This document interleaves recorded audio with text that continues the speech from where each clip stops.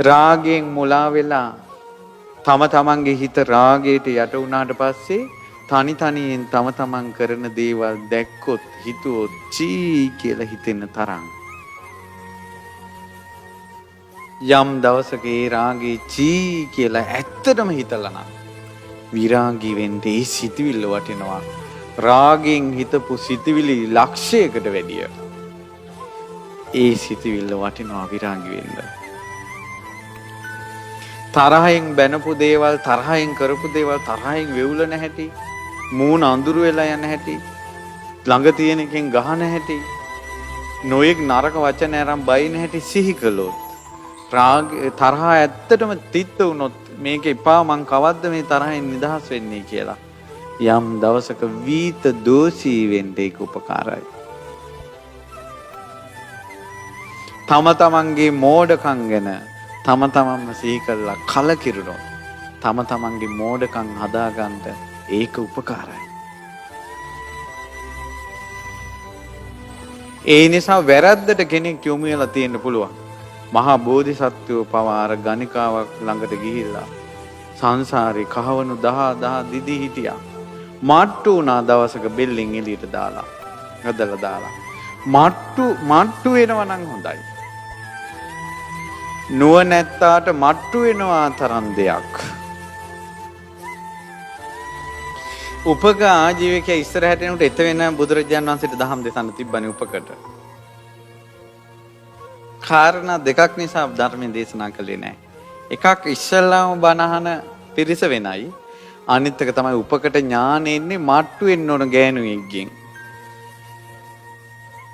ඒ නිසා උපක එක හිතවත් වෙලා උපක යැව්වා.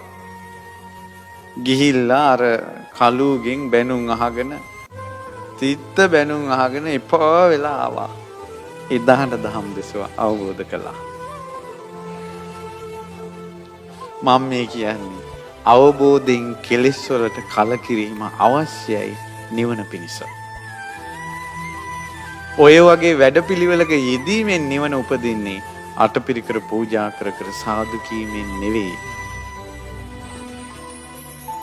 මේ වනාහි විදර්ශනාවයි මේ වනාහි ප්‍රඥාවයි මේ වනාහි ඥානයයි මේ වනාහි හැකියාවයි කෙලෙස් වලට ගරහන්න පුළුවන් බව.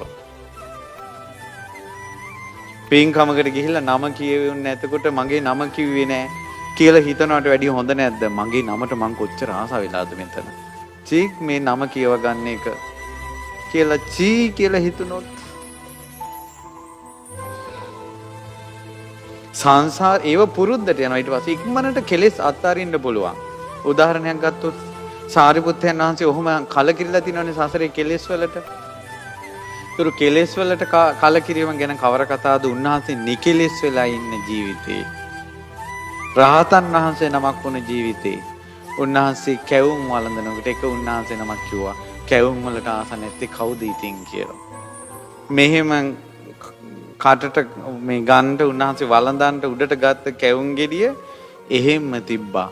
පිරිනිවන් පානකල් කැවුම් වළඳලා නැහැ.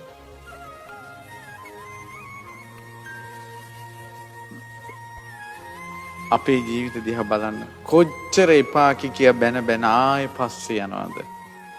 උඹ නම් එපා කියලා ආයෙ කොච්චර මැසේජ් යවනවද? එපා නොවන බව. කෙලෙසේ එපා කරගන්න ඇතුලේ. ඒක සෑහෙන වටිනවා නිවනට. පොඩි වෙලාවක් තුල කිව්වට බොහෝ කාලයක් සැප පිණිස කුසල් පිණිස බුද්ධ ශාසනයේ පිහිට පිණිස පවතින දහම් පරයයක් ඔය කිව්වේ.